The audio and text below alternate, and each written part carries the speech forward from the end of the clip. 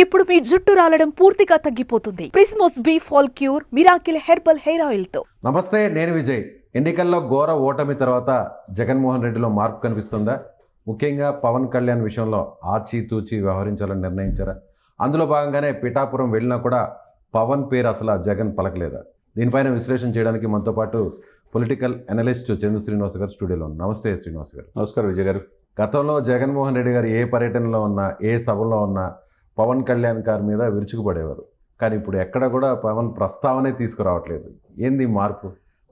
అంటే చెప్పి ప్రభుత్వాన్ని దించాడనేది ఆయనకు అర్థమైంది. ఆయన ఎప్పుడు కూడా వ్యక్తిగత దోషులకే పరిమితం అయ్యారే తప్పితే ఆయన గురించి, ఆయన దూరదృష్టి గురించి, ఆయనకున్న జాతీయ భావజాలం గురించి, జాతీయ స్థాయిలో అనుకున్న పరిచయాల గురించి చాలా తక్కువ అంచనా వేశారు. ఏది వైసీపీ అగ్రనాయకుడు జగన్మోహన్ రెడ్డి గారితో పాటు వాళ్ళ మంత్రులు కావచ్చు, ఎమ్మెల్యేలు కావచ్చు, క్యాడర్ కావచ్చు. అయితే ప్రతిదానికి కూడా వ్యక్తిగత విమర్శలు చేస్తే అది ఈ రాజకీయాల్లో ఎందుకు వచ్చామనే బాధతో రాజకీయాల నుంచి వెళ్ళిపోవచ్చు అనుకున్నారు. ఆయన వచ్చింది ఏదో సాధించడానికి, ఆ పీఠం మీద కూర్చోడానికి తప్పితే ఏదో వచ్చి వెళ్ళిపోవడానికి కాదు. చంద్రబాబు నాయుడు గారు ఆ రోజున అనుభవం ఉన్న వ్యక్తి అని చెప్పేసి 2014లో ఆయన సీఎం అవడానికి కారణమైన వ్యక్తిని పవన్ కళ్యాణ్ గారు. 2019లో విడిగా పోటీ చేశారు కాబట్టి అవకాశం జగన్మోహన్ రెడ్డి గారికి వచ్చింది. ఓట్ షేరింగ్ కూడా చీలిపోయింది. ఇప్పుడు అదే 2024లో ఏంటి, కలిసి పోటీ చేశారు కాబట్టి కలిస్తే కష్టం అని చెప్పి తెలుసు కాబట్టి వీళ్ళిద్దరిని విడగొట్టడానికి రకరకాల ప్రయత్నాలు చేశారు. గెస్ట్లు ఇచ్చారన్నారు, దశాబ్దం పైన ఉన్నాడు, కనీసం జడ్పీటీసీ కూడా గెలవలేదన్నారు, దత్తపుత్రుడు అని పదే పదే మాట్లాడేవారు. అదే విజయ్ గారు, ఎప్పుడు ఎదుటి వ్యక్తిని తక్కువ అంచనా వేయకూడదు, మూలాలు మర్చిపోకూడదు. తన అన్నగారి నుంచి రాజకీయాలు నేర్చుకున్నాడు. ఈ రోజున దశాబ్దం పైన ఉన్నాడు, ఎక్కడ గెలవలా. దత్తపుత్రుడు మీరు అన్నట్టు ప్యాకేజ్ స్టార్ అన్నారు, మ్యారేజ్ స్టార్ అన్నారు, 4 పెళ్ళిళ్ళు అన్నారు. పెళ్లిళ్ళ విషయంలో పదే ప్రస్తావించేవారు. అది పెళ్ళిళ్ళు ఎవరు మాట్లాడితే, జోగి రమేష్ గారు మాట్లాడితే ఆయన మంత్రి పదవి వచ్చింది. ఆయన ఎంత విమర్శిస్తే అంత వాళ్ళకి మంచి పదవులు వస్తాయి. అదే అనుకున్నారు తప్పితే ఆయనకున్న దూరదృష్టిని ఆలోచించాల. ఆయన ఈ రోజున చెప్పి తాడేపల్లిగూడ సభలో చూడండి, జగన్ నిన్ను గద్దె దించకపోతే నా పేరు పవన్ కళ్యాణ్ కాదు, నా పార్టీ జనసేన కాదన్నాడు. చేసి చూపించాడు. ఇంత ఆవేశం ఏందని మనం అనుకున్నాం. ఆ తర్వాత ఉభయ గోదావరి జిల్లాలో వరాహ యాత్రలో ఏమన్నారు, ఈ 2 జిల్లాల్లో 0కే పరిమితం చేస్తున్నాడు. చేసి చూపించాడు కదా. ఏం చేసినా ఒకటి అంటే విజన్ ఉండాలి సార్, మార్గదర్శనం ఉండాలి, దిశ ఉండాలి.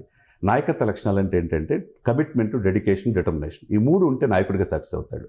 కాబట్టి దేశ ప్రధాని మోడీ గారే ఈయన పవన్ కాదు ఇక్కడ ఉందా తుఫాన్ అంటున్నాడంటే, ప్రపంచ దేశాలు మెచ్చే మోదీ గారే పవన్ కళ్యాణ్ పొగట్టం అంటే ట్విట్టర్లో ఆయన ఫాలో అయ్యి ట్విట్టర్లో ఒకనొక సమయంలో మోదీ గారు దాటారు అంటే పవన్ కళ్యాణ్ గారికి ఉన్న విజన్ ఏంటి అనేది అర్థం చేసుకోవాలి. కాబట్టి తప్పు జరిగిపోయింది. 151 సీట్లకి ఇదైతే కనీసం అసెంబ్లీ గేటు కూడా దాటనివని చెప్పన్నాం.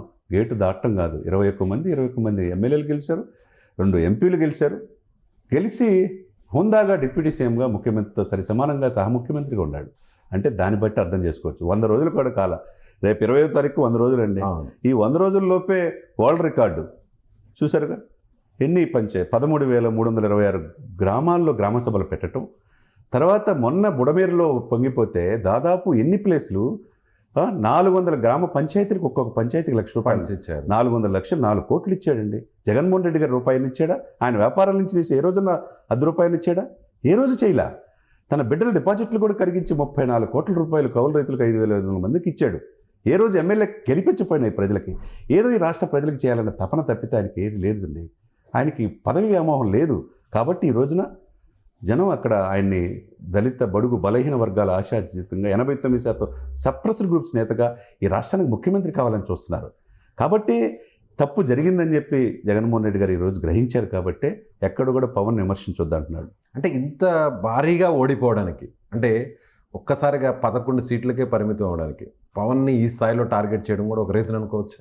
డెఫినెట్గా అంతే కదండి. ఇప్పుడు అందరికీ తెలుసు, రోజా గారు ఏమన్నారు, పేరు నాన్న ఏమన్నారు, కొడాలి నాన్న ఏమన్నారు, వంశీ ఏమన్నారు, అంబటి రాంబాబు ఏమన్నారు, లేకపోతే వీళ్ళందరూ.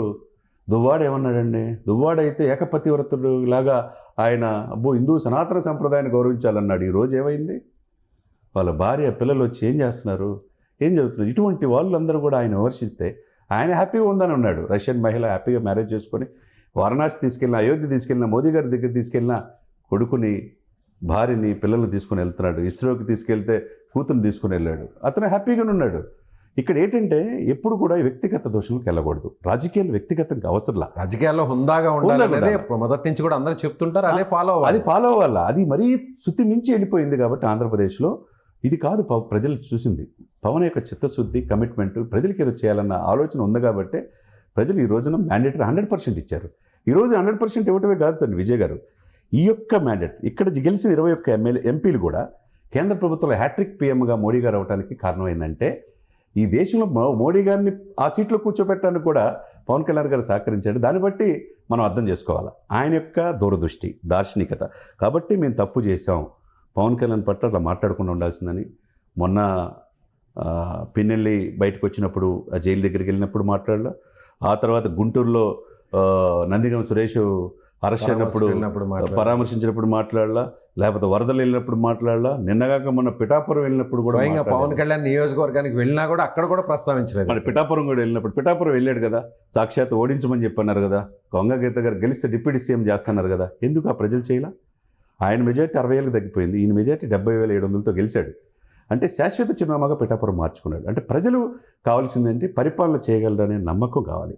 ఆ నమ్మకాన్ని దశాబ్దం పైన ప్రజల్లో ఉన్నాడు కాబట్టి, కలిగించాడు కాబట్టి ఈరోజు పవన్ కళ్యాణ్ గారు అంత అద్భుతమైన జాతీయ నాయకుడిగా ఎమర్జాడు. అలాగే భారీ మెజారిటీతో అంటే 100% ఆయన విక్టరీని సాధించారు పవన్ కళ్యాణ్ గారు, జనసేన పార్టీ. ఎక్కడ కూడా గెలిచిన తర్వాత హుందాగానే ఉంటున్నారు, ఎక్కడ కూడా వైసీపీ మీద ఎక్కడ కూడా విరుచుకుపడలేదు, ఎక్కడ ఘాటైన విమర్శలు చేయలేదు. సో అందుకనే జగన్ కావచ్చు వైసీపీ వెయిట్ చేస్తుంది అనుకోవచ్చు. అంతే కదా, అంతే కదా. చాలా ఓర్పు చెప్పాడు. అంటే ఎలక్షన్ ముందు మాట్లాడినంతగా ఎలక్షన్ రిజల్ట్ వచ్చిన తర్వాత ఎక్కడ కూడా నాకు కక్షలు కార్పణాలు లేవు, జగన్ నాకు వ్యక్తిగత విభేదాలు, నాకు ఎటువంటి వ్యాపార సంబంధాలు లేవు, నా దగ్గర నాకు పాలసీ పాయింట్ ఆఫ్ వ్యూలో మాట్లాడిన విధానం అని చెప్పాడు. ఎక్కడ కూడా మీరు కూడా లైన్ దాటొద్దని జనసేన క్యాడర్ కూడా చెప్పాడు.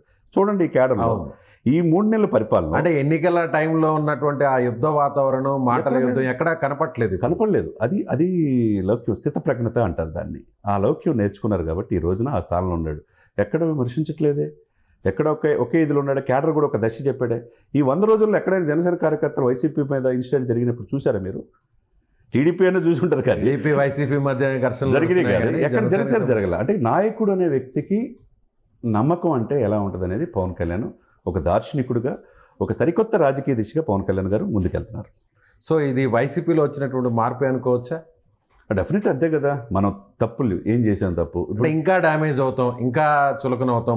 ప్రజల దగ్గరికి వెళ్ళిన కేతిరెడ్డి గారు చూసారు, ప్రతిరోజు కారు వేసుకుని వెళ్ళి ప్రజలు ప్రతి ఇంటింటికి తిరిగాడు.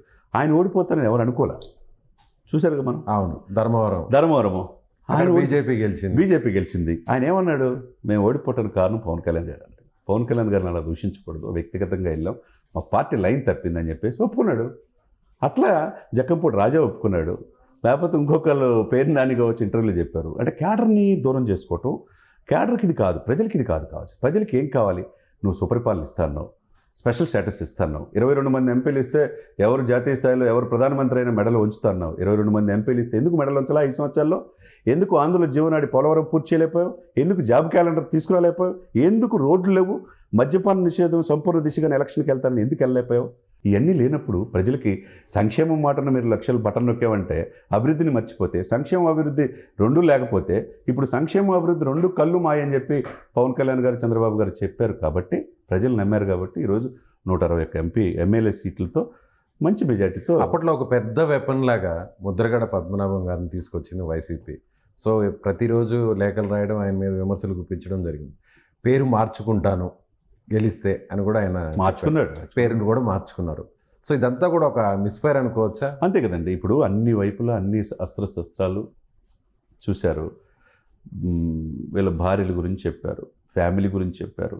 మెగా ఫ్యామిలీ ఇప్పుడు వరదల్లో 8.5 కోట్లు ఇచ్చింది. 2 కోట్లు ఇప్పుడు వాయనాడుకు 1 కోటి రూపాయలు ఇస్తే రాష్ట్రం తెలంగాణకి, ఆంధ్రప్రదేశ్కి రామచంద్ర గారు, చిరంజీవి గారు కలిపి 2 కోట్లు ఇచ్చారు. వ్యక్తిగతంగా ఈయన 2 కోట్లు ఆ రాష్ట్రానికి, ఈ రాష్ట్రానికి పవన్ కళ్యాణ్ గారు ఇచ్చి 4 కోట్లు మళ్ళీ 400 పంచాయతీలకు ఇచ్చాడంటే 8,25,00,000 వీళ్ళ ఫ్యామిలీ ఇచ్చారు. జగన్మోహన్ రెడ్డి గారు ఏమి ఇచ్చారు చెప్పండి సార్? విజయ్ గారు ₹1 ఆయన సొంత కంపెనీని కానిచ్చి, సొంత వ్యాపార సంస్థల నుంచి కానీ ఇచ్చాడు.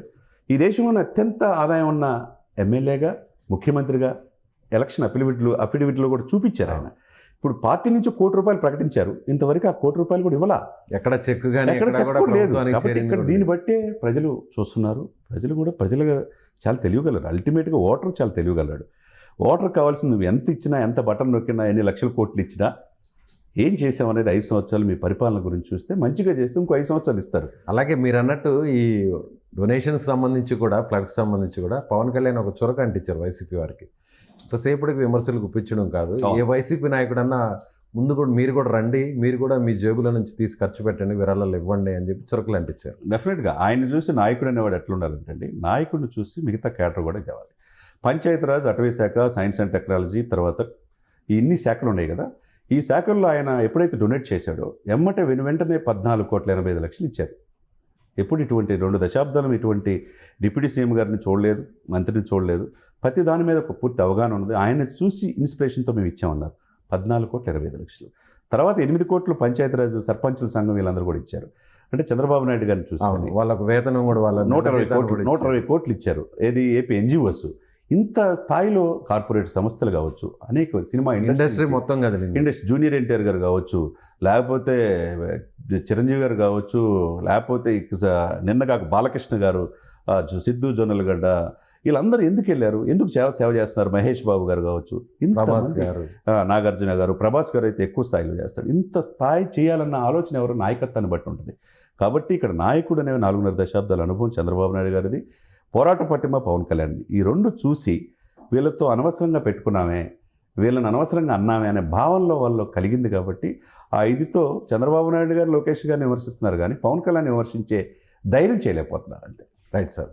ఇది పవన్ కళ్యాణ్ని గత ఎన్నికల సమయంలో టార్గెట్ చేయడం వల్ల, ముఖ్యంగా పర్సనల్గా విమర్శలు చేయడం వల్లే వైసీపీ ఎక్కువ డ్యామేజ్ అయింది. అందుకే ఘోర ఓటమిని చవిచూసింది. అందుకనే ఇప్పుడు వైసీపీ పవన్ పేరెత్తాలంటే ఆలోచన చేసే పరిస్థితి ఏర్పడిందని చంద్ర శ్రీనివాస్ గారు చెప్తున్నారు. Thank you so much.